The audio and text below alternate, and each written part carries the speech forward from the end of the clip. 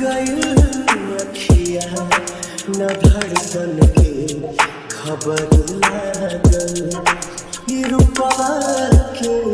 असर न हो ई रूपवा के असर न हो प्रीतिया कर गई पागल मोहब्बत कर गई अखिया न